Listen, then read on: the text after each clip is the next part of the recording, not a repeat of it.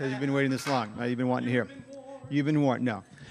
They've been strict instructions to keep it down to 5 minutes a person. They're going to come up as a team and share their own impressionable moments of the trip. And we're going to go through from youngest to oldest, so to speak. And so you're going to get to hear from Stephanie first. So as they come down and have a seat down here on the front so we can make the transition as quickly as possible. One other thing, the date on the marriage class is the 1st.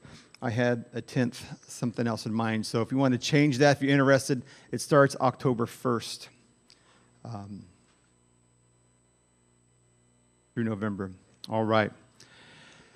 So I'm going to keep my comments to the end, and I'm going to let Stephanie begin and share how this impressed her and how God moved through her at this time. So Stephanie, come on up. Good morning. So I think for this trip, I didn't go in with too many expectations. We were kind of told not to go in with too many expectations on what to take away or what to, come out of this trip. But for me, the biggest thing I think came from the kids and the interactions with the kids.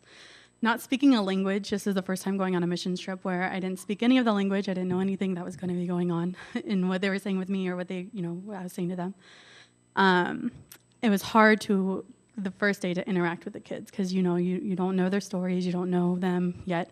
And so to sit there and just try to figure out how to begin interaction with the kids. I think the first day was the lake day that I went on, and we went, and there's one little girl, Suela, that there should be a picture of Suela that was posted. So the one next to me in the SpongeBob shirt is Suela, and then Natalia, and then the other two kids are Natalia's little sister, Alexandra, and her little brother, David, and then her mom.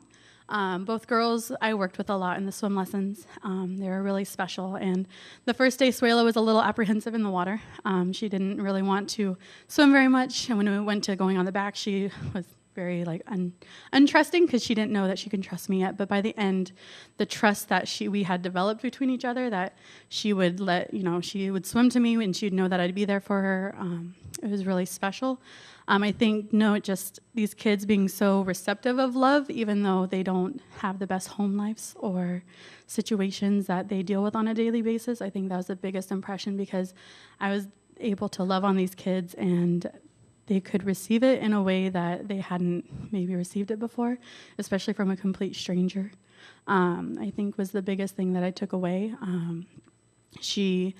Later on, in the second week, Andrew had told us a story about Suela where she had been in a situation that was not ideal. I mean, she was taken advantage of by an older friend or cousin. And so just to see how she has developed this trust and let me love her in this way from a stranger, where she's been in a past that's been very abusive, was the biggest impression I think I took away. And just that these kids need so much love because they don't get it.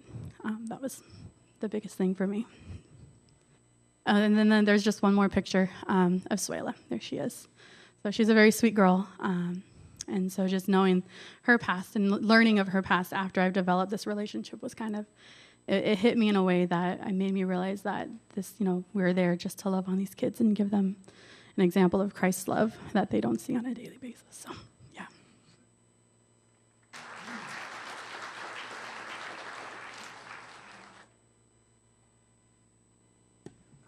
This is tall. Some of these pictures might be hers or mine.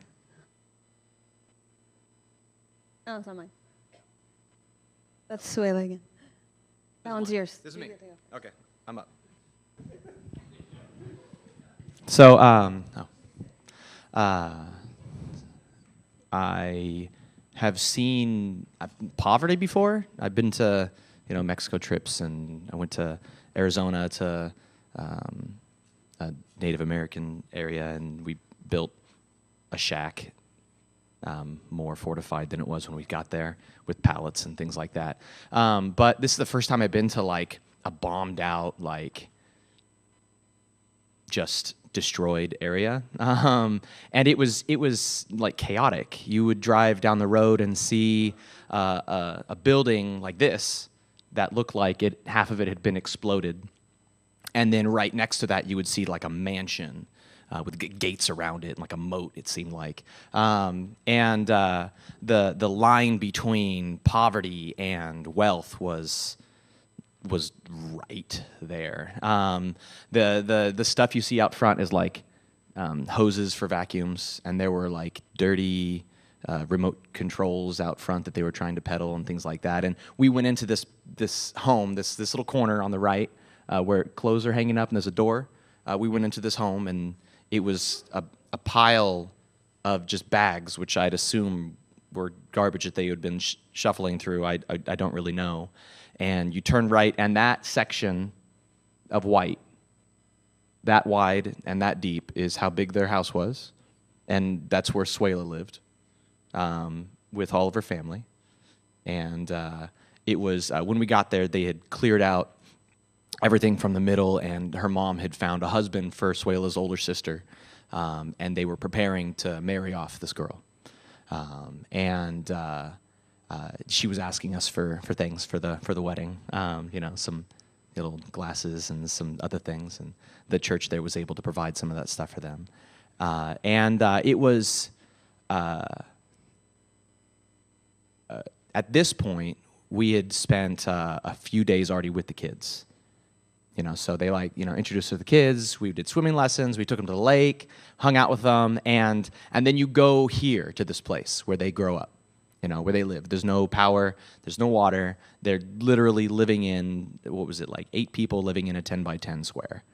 Bathroom outside, maybe. A church had come and put a wall up at least, so they had some kind of shelter when they were using the restroom. But it was intense poverty, like intense poverty. But like Stephanie said, like the love and acceptance and like it felt like happiness, just for us to be there was powerful.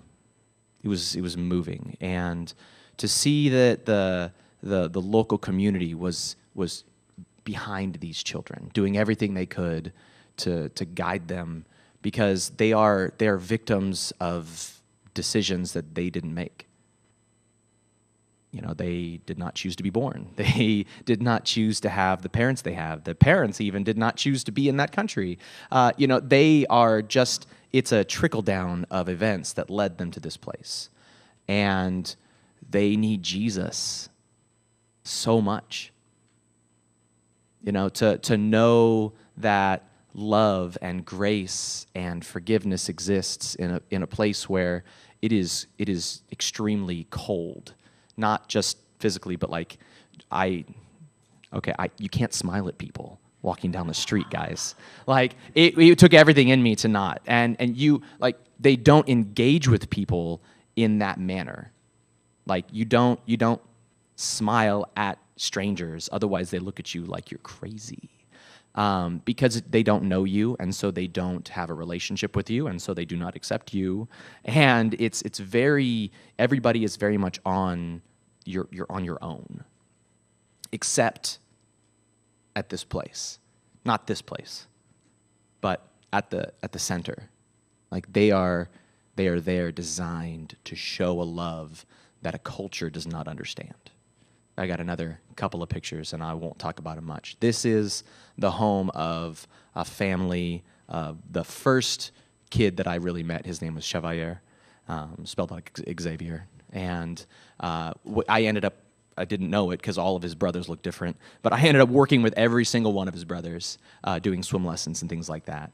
And that shack there that you see that's next to the letters, there's a door and then a shack. That is the restroom. But there was like dying kittens and pigs roaming the area behind us. This is right across from a dump, and that is where they gather all of their things to live. You couldn't go in the room. It was bad. And his father is a rough alcoholic man. Take that wherever your mind goes. He is a rough alcoholic man. And these kids, I mean, Xavier loved to dance, and he was a prankster, and he was a kid, but he has this to go home to. He walks. It took us 10 minutes to drive there, and he walks that distance every day to get to the day center. Him and his brothers, whether it's 3 feet of snow, whether it's 120 degrees outside, he walks that distance just so that he can go and find love somewhere. And he is almost too old to go to the day center. And then he'll have nothing except a life on the streets. And so it moved me in a way I didn't understand and I didn't really expect, to a new sort of love for children, because I have lots of those. And a lot. One more on the way. You don't really, it's certain things like don't click right away, but I felt a different sort of a love for children, and I came back looking at them differently. I have one more picture, and this was probably the funnest moment of the week for me. We came back from that, sanitized ourselves because there were nasty things there, and this is the day center, and those kids right there sang me happy birthday. First they sang it in Albanian, and then they begrudgingly sang it in English. And it was the most adorable thing in the world. I will forever remember their faces. Names are gone already for most of them, but I will forever remember their faces, and just the hope that you could see in that place. And I hope that you guys can become a part of this through prayer, through support, through going. We're going to be back, and we're going to see those kids when they get older. And we already, one of the guys there, he was a converted Muslim, and his family was a converted from Islam, and like he was leading this group, and that's sort of the environment you get in that place, and it was amazing.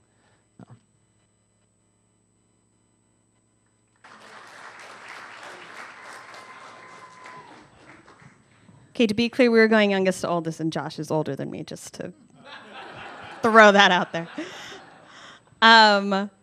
Maya's the next picture. This is a picture of a birthday cake. One of the workers at the girls' home, which is a separate facility in the day center, Marilla, had a birthday when we took one of the lake days. And the next picture is the same thing. It's just a better picture of the cake. And one of the things that struck out to me, unlike Sevi and Josh, was actually the adults in Albania.